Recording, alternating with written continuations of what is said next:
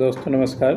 मैं मृत्युंजय आपका स्वागत करता हूं हमारे इस चैनल सटीक परामर्श में। और देखिए, ये न्यूज़ खासकर हम ज्वेलरों के लिए लेके आए हैं और ये एक हेडलाइन बन रहा है कि ज्वेलरी के शोरूम खोलने का झांसा देकर 80 लाख रुपए हर पे। अब देखिए मामला क्या है, बहुत सारे ज्वेलर जो ज्वेलरी का काम करते हैं तो बहुत टाइम ऐसा आता है कि उनको सारी चीज़ें पता होती हैं और पता होते हुए भी उनको कोई झांसा दे के चूना लगा के चला जाता है।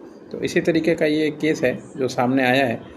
तो इससे जो भी नए ज्वेलर हैं, काम करते हैं, या मान लीजिए मार्केट में नए हैं, उनको कोई बैकग्राउंड का एक्सपीरियंस नहीं है, यानी पिछला कोई उनके परिवार में ज्वेलर नहीं है, तो वो लोग खासकर इस तरीके से झांसे से बच के रहें।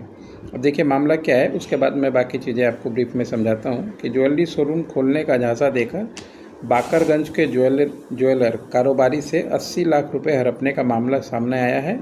और यह आरोपी भी स्वयं स्वर्ण कारोबारी है और उसने कारोबार में निवेश पर पीड़ित को 20% मुनाफा का झांसा दिया और अब रुपए मांगने पर आरोपी पक्ष ज्वेलरी कारोबारी को जान से मारने की धमकी दे रहा है और इस संबंध में थाने में केस भी हुआ है। तो अब मामला क्या है, मान लीजिए केस हुआ है वो अलग मुद्दा है, केस तो होता रहेगा, मगर पैसा तो इनका चला गया ना। और एक बार मान लीजिए जो पैसा चला जाए तो वो इतना आसान नहीं होता कि जल्दी से चला है, क्योंकि मान लीजिए जो भी रिटर्न वाला मामला है ना, ये इसी तरीके से होता है दोस्तों। शुरुआत में तो मान लीजिए चीज़ें अच्छी लगती हैं, काफ़ी अच्छा होता है, मगर ये इतना आसान है नहीं है कि 20% आपको कोई मुनाफा कमा के आपको कोई दे दे। 20% मतलब आप समझिए तो पूरा उसका मार्जिन, पता नहीं उसका भी खुद का इतना मार्जिन है कि नहीं है, ये थोड़ा क्वेश्चन वाला बात होता है। क्योंकि होता क्या है, ज्वेलरी के कारोबार में मार्जिन जो है वो डिपेंड करता है किस पे, सेलिंग पे, कि आप कितना सामान बेच रहे हैं। मार्जिन कभी इस चीज़ पे नहीं डिपेंड करता कि आपने कितना माल रखा हुआ है अपने दुकान में, क्योंकि ज्वेलरी क्या है, बिकना थोड़ा सा टफ होता है। ज्वेलरी बेचना इतना आसान काम नहीं है। जिसका एक बार मार्केटिंग अच्छा हो और ज्वेलरी बिकना चालू हो जाए तो वो मुनाफा अच्छा खासा कमा सकता है। फिर भी इसका जो गोल्ड का प्राइस है वो तो मान लीजिए हर एक जगह एक होता है।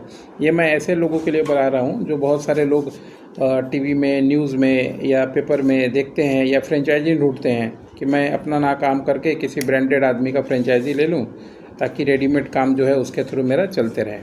तो उन लोगों के लिए ही खासकर ये वीडियो है, क्योंकि मान लीजिए ऐसे लोग बहुत हैं और ऐसे लोगों की संख्या भी मार्केट में कम नहीं है। तो इस तरीके के झांसे में ना पड़े, पहले प्रैक्टिकल चीज़ों को पहचानें कि इतना आसान नहीं है मार्केट में आप 20% का जो मार्जिन है तुरंत निकाल लें। क्योंकि ज्वेलरी में क्या होता है, मेकिंग चार्जेस का ही कमाई सबसे ज़्यादा होता है।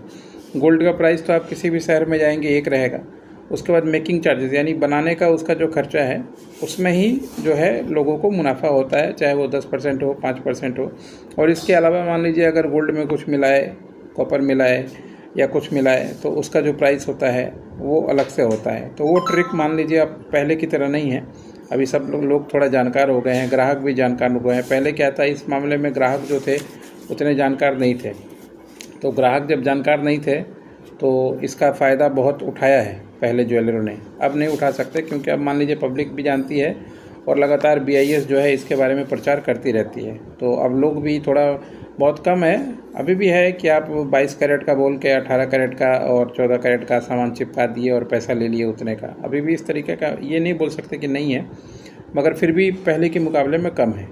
तो मार्जिन उसी का ज़्यादा होगा जो इस काम में मान लीजिए अच्छा खासा इन्वेस्टमेंट करेगा। और ये 80 लाख 90 लाख रुपए इस काम के लिए कुछ भी नहीं है।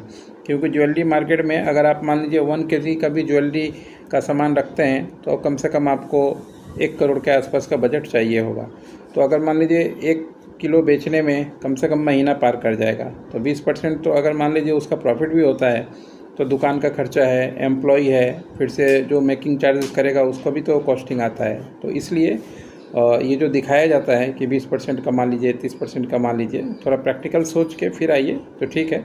अगर आपका ज्वेलरी का शोरूम खुद का है, कारखाना भी खुद का है, खुद बना भी रहे हैं, तब तो फिर कोई दिक्कत नहीं है। 50% भी कमा सकते हैं, मगर उसमें चीज़ क्या है कि आपको आना चाहिए, सेल आपका होना चाहिए। सेल अगर नहीं है तो इस तरीके से झांसे में पड़ेंगे और हमेशा ही ठगे जाएंगे। खासकर ज्वेलरी वाले में ये सब चीज़ थोड़ा ज़्यादा होता है। कैश एंड गोल्ड में भी चोरी का सामान कोई बेच गया, या इस तरीके का ज्वेलरी के बिज़नेस में अभी शोरूम वालों का लालच थोड़ा ज़्यादा दिया हुआ है। तो ये सारे टॉपिक और जानकारियों पे हम लोग काम करते हैं। और अगर कोई किसी के साथ कोई प्रॉब्लम आ रहा है काम करने में, मार्केटिंग में, लाइसेंस में, या नया आदमी है, उतरे तो बाज़ार में कैसे उतरे, कौन सा मार्केट ठीक है, कौन उसको जानकारी देगा, तो कोई दुकानदार के पास जाइएगा तो आपको सिखाएगा नहीं।